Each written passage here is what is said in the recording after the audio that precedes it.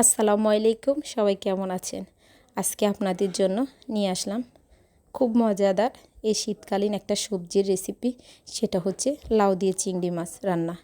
এভাবে একবার রান্না করে খেতে পারেন, খুবই মজা হয়।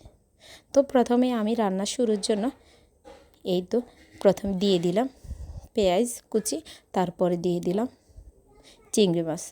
তো যারা এতটুকু পর্যন্ত আমার ভিডিওটা দেখেছেন, একটা মনে করে লাইক দিয়ে দিবেন, আর যারা পেজটি ফলো দেননি অবশ্যই ফলো দিয়ে দিবেন। তারপরে দিয়ে দিলাম আমি লবণ, তারপরে দিয়ে দিতেছি 1 চামচ হলুদের গুঁড়ো, দিয়ে একটু ভালোভাবে নেড়ে চেড়ে দেব।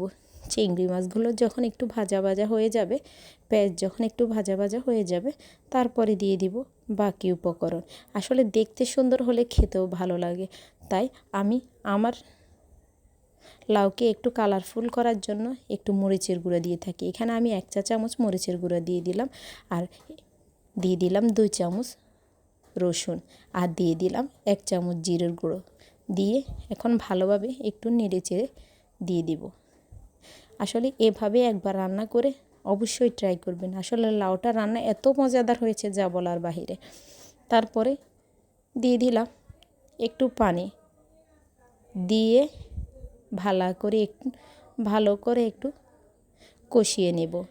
মশলাগুলো যখন ভালোভাবে একটু কষানো হয়ে যাবে, তখন আমি দিয়ে দিব লাউগুলো। এখন যখন আমার মশলাগুলো কষানো হয়ে গেছে, এখন দিয়ে দিতেছি লাউগুলো দেওয়া শেষ করে লাউগুলোকে 10 মিনিট পর্যন্ত ঢাকনা দিয়ে ঢেকে রাখবো। লাউগুলো এমনিতেই মজে যাবে আর কি। যখন মজে যাবে তখন ভালোভাবে আমি একটু নেড়ে চেড়ে দেব। এখন সামান্য একটু নেড়ে দিতেছি। তো আসলে শীতকালে এই লাউ রান্নাটা এভাবে করে খেতে পারেন, অসাধারণ হয়। তো তারপর আমি এখন ঢাকনা দিয়ে ঢেকে কিছুক্ষণ রেখে দেব। আচ্ছা, লাউ থেকে আমি আর বাইরে এক্সট্রা কোনো লাউতে পানি দিই নাই, লাউ থেকেই পানি বের হয়ে গেছে। এই পানিতেই আমার লাউটা রান্না শেষ হয়ে গেছে। ওই কষানোর জন্য যতটুকু পানি দিয়েছি সেই পানিয়ে।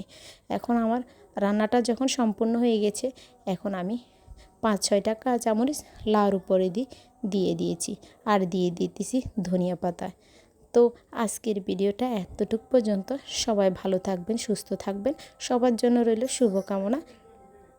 তো সবাই দোয়া করবেন আমার জন্য, আর আমার রেসিপিটা কেমন হয়েছে অবশ্যই কমেন্ট বক্সে জানিয়ে যেতে ভুলবেন না।